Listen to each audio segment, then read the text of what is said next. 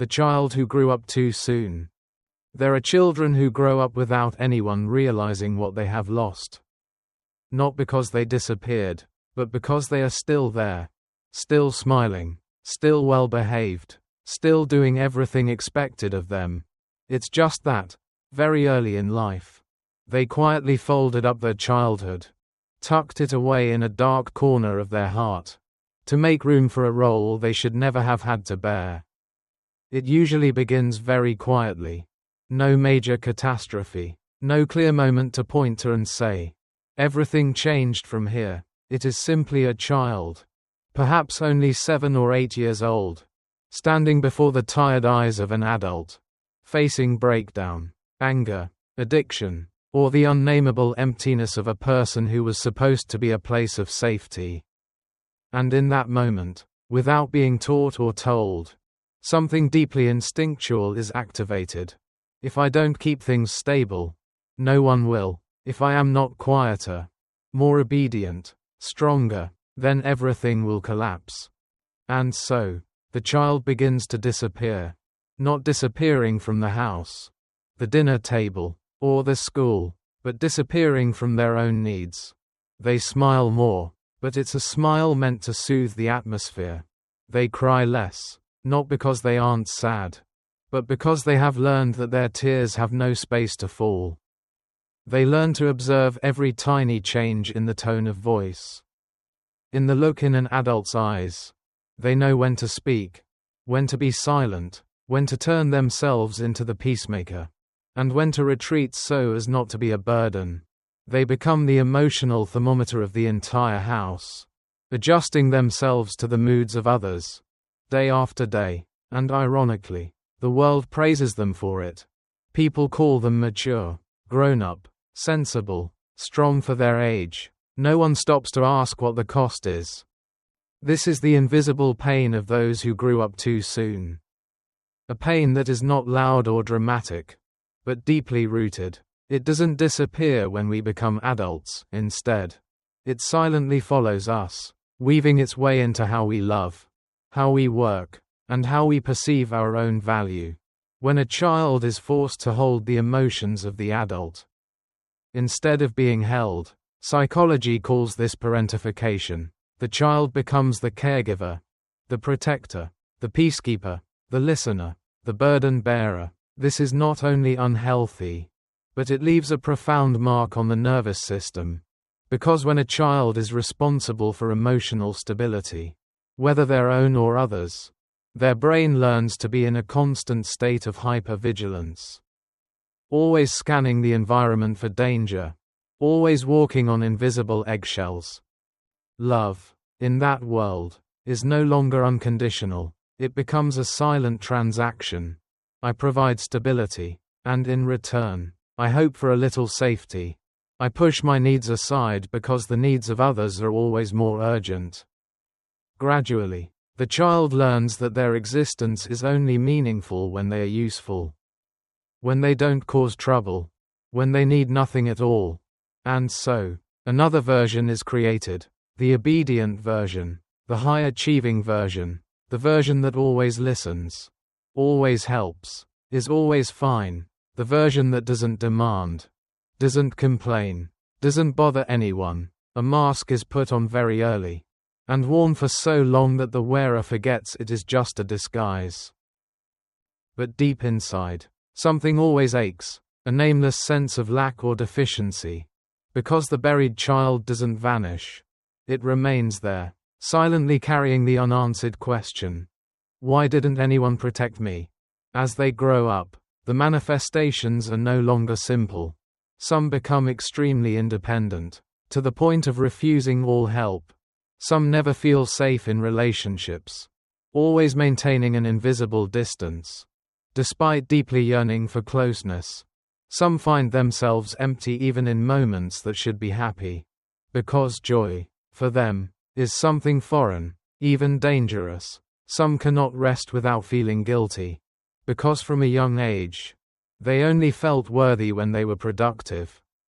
And the most frightening thing is that many people don't even realize they are still living in survival mode.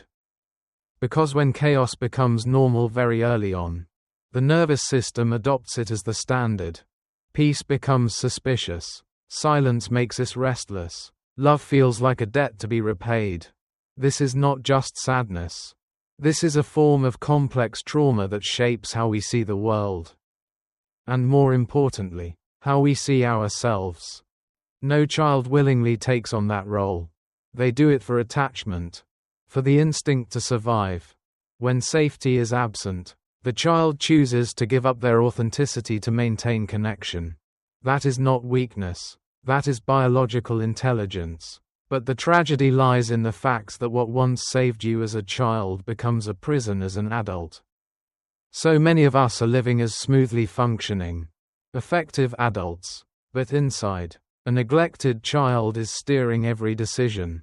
We work tirelessly to be worthy of love. We remain silent to avoid abandonment. We take care of everyone else. But deep down, we long for someone to see us and ask a very simple question. Are you okay? There is a silent craving that many dare not admit. The craving to collapse. The craving to be weak without having to ask for permission. The craving for someone to hold them and say, "You don't have to be strong anymore." That is not the need of the current adult, but the need of the child who was never allowed to be a child.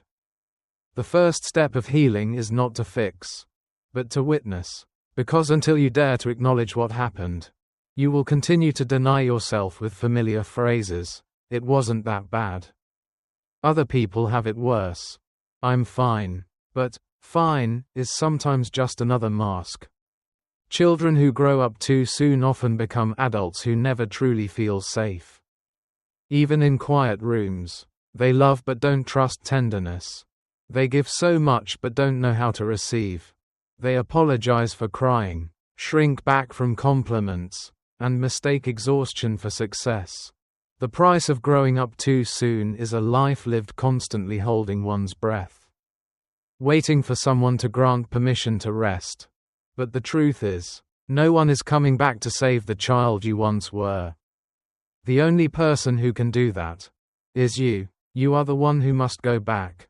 Take that small hand and say the words that were never spoken. It was not your fault. You were just a child. You were allowed to rest. This is where the journey of facing the abandoned parts begins. Not to become more positive, not to perform strength, but to return to the emotions that were once frozen. It is not an easy process. It requires you to feel the sadness you were never allowed to feel, the anger you were never allowed to be angry about, and the regret for the forgotten birthdays, for the innocence exchanged to protect others. But that pain is not a sign of weakness. It is proof of revival, because what was once frozen can now melt. In daily life, the old survival mechanisms continue to repeat subtly. You may become the person who always listens in every relationship but never allows anyone to touch your authentic self. You are praised for being independent, while deep down, you fear being a burden. You enter relationships where you do too much, fix too much, explain too much, and then wonder why you always feel exhausted and resentful.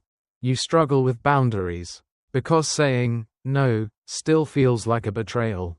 But this is not personality. These are strategies that once helped you survive. And the good news is, what was learned can be unlearned. One of the most important questions you can ask yourself is, what did I need as a child that I never received? The answer can be very simple. Someone to say, it wasn't your fault. Someone to ask, how do you feel? A space to play, to rest, to laugh without fear of consequence.